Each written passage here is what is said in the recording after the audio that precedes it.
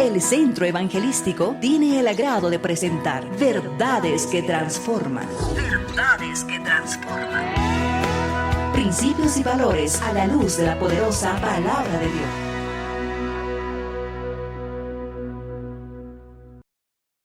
Que el Señor te bendiga, queridos hermanos. Una vez más estamos en la casa de Dios, trayéndote la palabra a tu hogar. Así que te pido que estés atento a lo que el Señor tiene para decirnos en este tiempo. Pero antes de continuar con la palabra, quiero que vayamos a estar en oración delante del Señor. Ahí donde estás, cerrá tus ojos, inclina tu rostro y oremos. Padre, en el nombre poderoso de Jesús, te damos gracias, Señor, por este tiempo. Pedimos que tu Espíritu Santo bendiga nuestras vidas, que tu Espíritu Santo nos llene de tu presencia y podamos tomar de tu palabra para edificarnos, para alimentarnos, Señor amado. En el nombre de Jesús, amén. Amén y amén. Hemos estado pasando tiempos difíciles por causa de la pandemia, ¿no?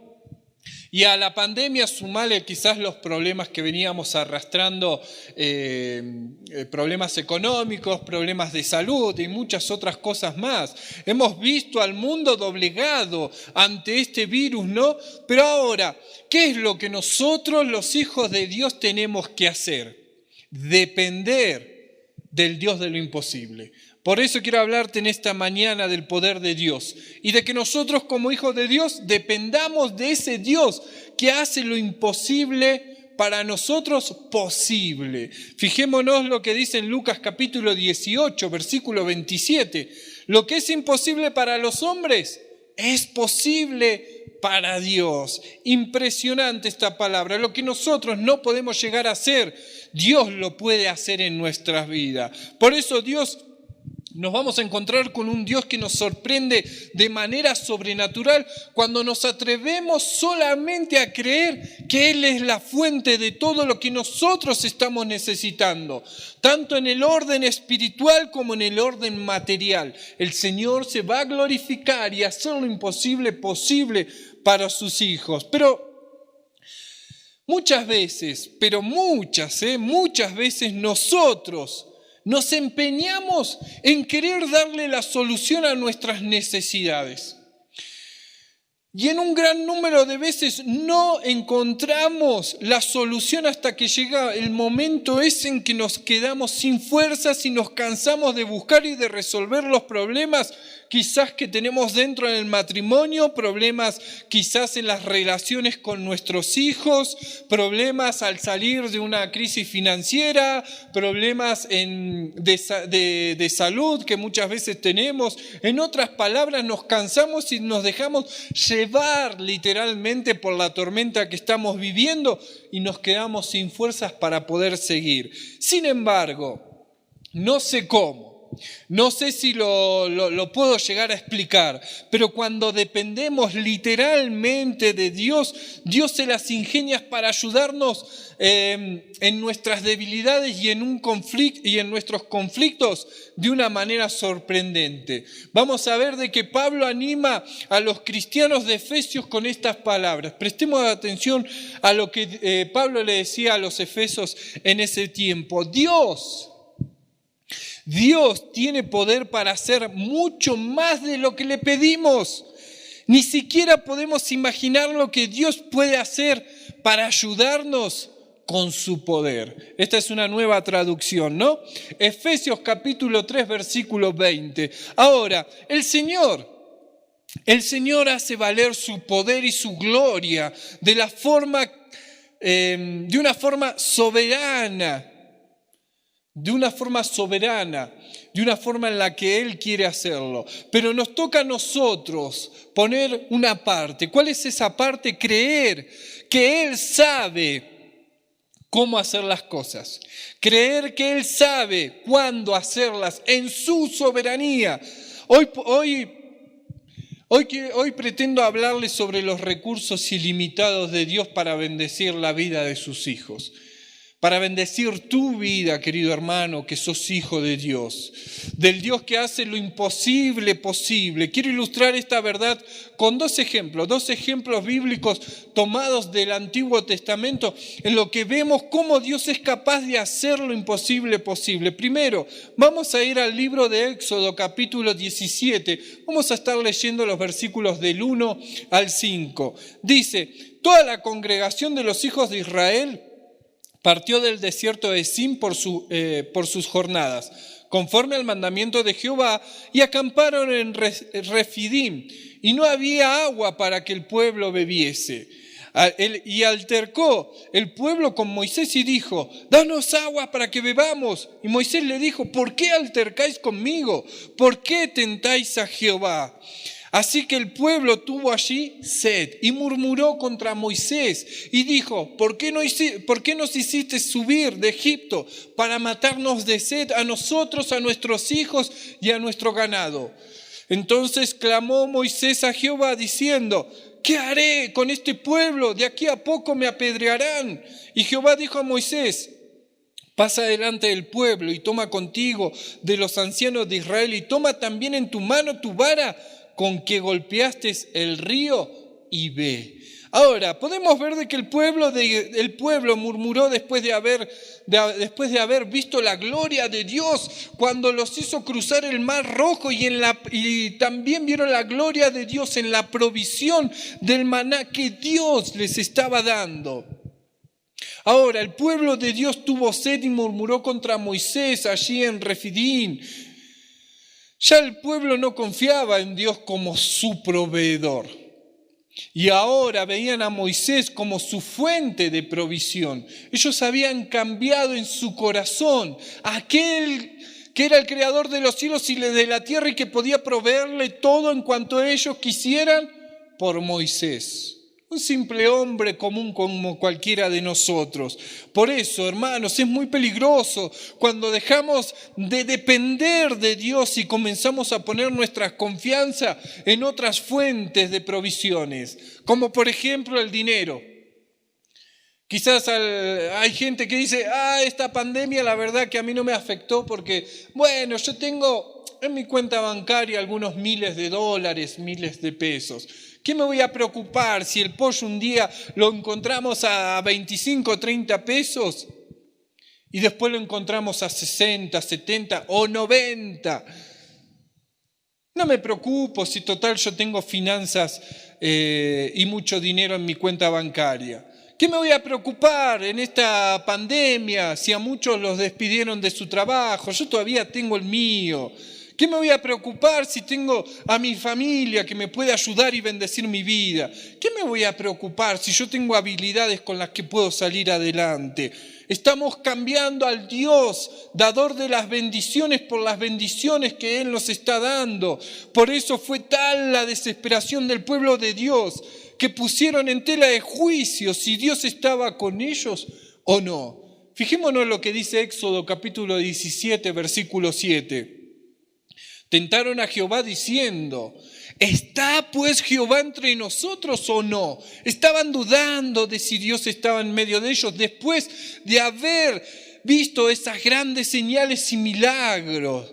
Por eso es muy peligroso cuando comenzamos a dudar de que si Dios está o no está con nosotros, si está a nuestro favor.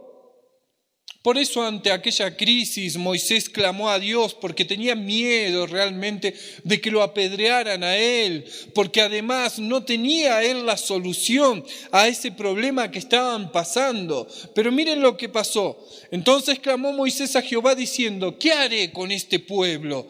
De aquí a poco me apedrearán. Éxodo 17:4.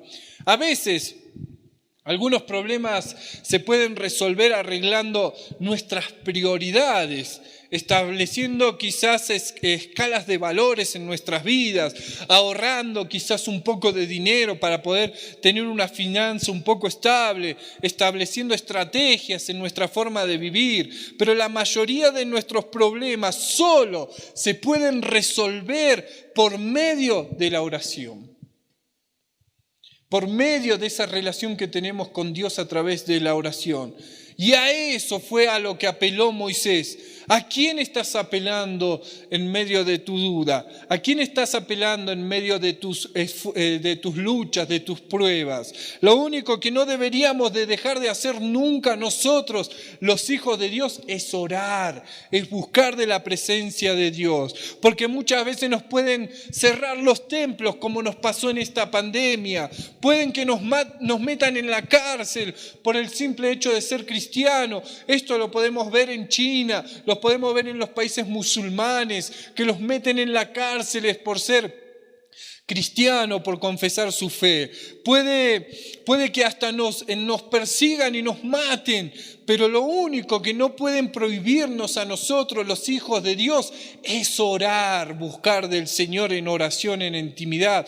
Es nuestro principal recurso que Dios nos ha dado. Podemos ver de que Dios no dejó en vergüenza a su siervo Moisés y que Dios le respondió. Dios jamás deja en vergüenza a los que confían en Dios. Dios le dijo a Moisés lo que tenía que hacer para darle solución a este problema.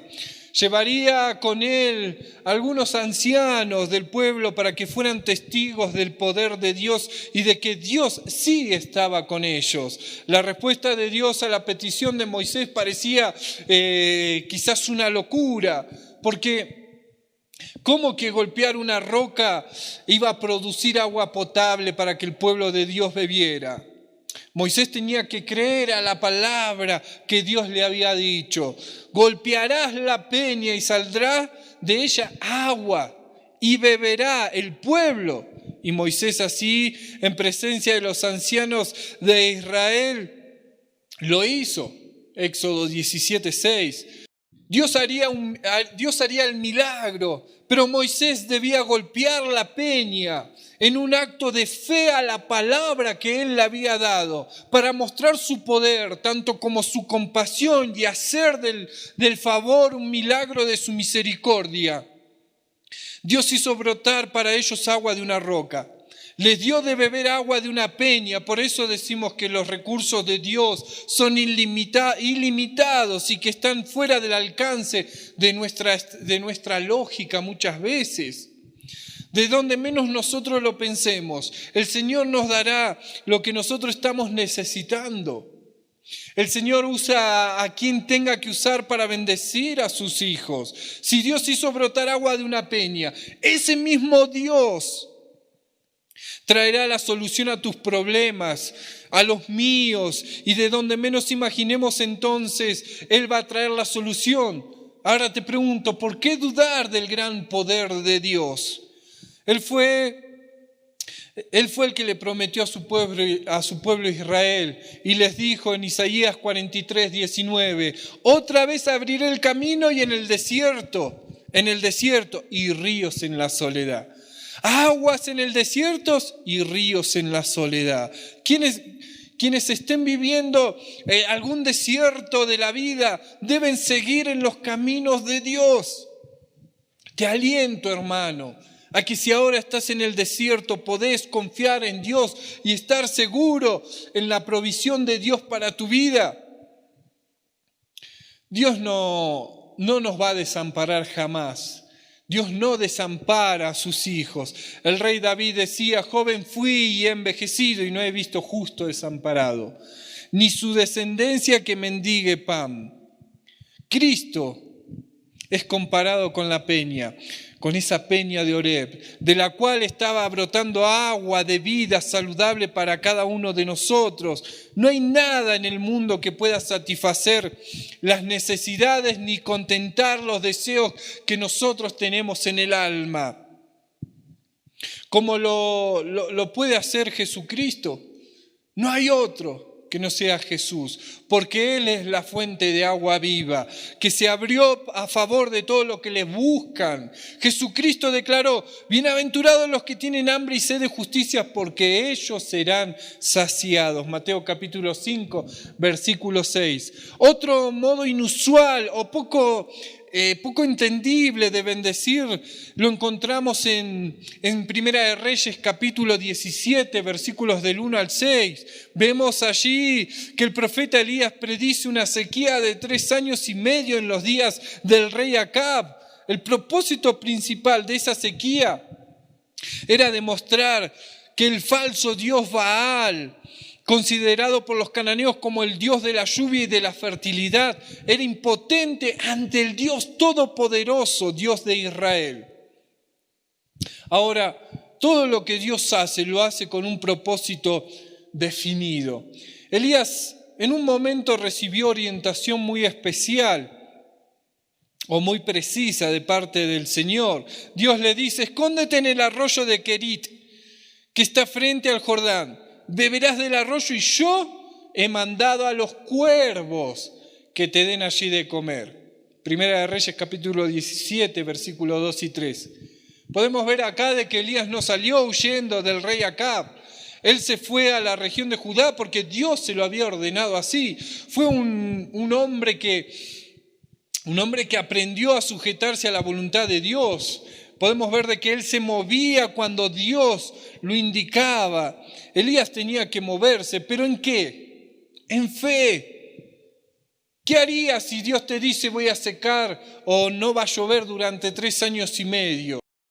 En otro método inusual o poco entendible de bendecir, lo encontramos en Primera de Reyes capítulo 17, entre los versículos 1 y 6. Vamos a ver de que el profeta Elías predice una sequía de 3 años y medio en los días del rey Acab. El propósito principal de esa sequía era demostrar que el falso dios Baal, considerado muchas veces por los cananeos como dios de la lluvia y de la fertilidad, era impotente ante el Dios todopoderoso de Israel. Todo lo que Dios hace en nuestra vida lo hace con un propósito definido. Elías en un momento recibe orientación muy precisa del Señor y Dios le dice: escóndete en el arroyo de Querit que está frente al Jordán, beberás del arroyo y yo he mandado a los cuervos que te den de comer allí. Elías en esta ocasión no salió corriendo, huyendo del rey Acab. Él se fue a la región de Judá porque Dios se lo había ordenado. Fue un hombre que aprendió realmente a sujetarse a la voluntad de Dios. Él se movía porque Dios se lo indicaba. Elías tenía que moverse. ¿Pero en qué se tenía que mover Elías? Elías tenía que aplicar la fe en lo que Dios le estaba diciendo, así como lo hizo Moisés, aplicar la fe en lo que Dios le decía. Él debía creer que Dios le iba a sustentar durante ese tiempo de sequía, a pesar de que Dios rompía sus esquemas y quizás no entendía mucho lo que Dios estaba haciendo. El profeta prefirió obedecer en esta situación. No se comportó como un muchacho que lo sientan castigado en un rincón, pero permanece de pie por dentro en total rebeldía. El secreto de la vida, en la vida cristiana, es sujetarse a la agenda que Dios tiene para nosotros. No es que Dios bendiga lo que yo hago, sino que yo hago lo que Dios bendice. Ahora bien, no quiero pasar por alto un detalle interesante en la historia del profeta Elías, y es que Dios personalmente toma las medidas necesarias para cuidar de su siervo Elías. Pero miren de qué manera lo estaba haciendo. El Señor le dice: yo he mandado a los cuervos, yo he ordenado que te den allí de comer. Y cuando lo redirige a Serapta, allí de Sidón, Dios le dice: yo he ordenado allí a una mujer viuda que te sustente. Ahí estaba poniendo Dios los instrumentos que iba a usar para sustentar la vida de su siervo. Ahora prestemos atención a esto. Los cuervos son aves omnívoras que comen de todo. Hay varias especies de cuervo allí en Palestina. Se ellos se alimentan de carne podrida, carne corrompida, se alimentan de insectos, de desperdicios, se alimentan de cereales, de fruta, de pequeños animales. Ahora, los cuervos son aves omnívoras que comen de todo.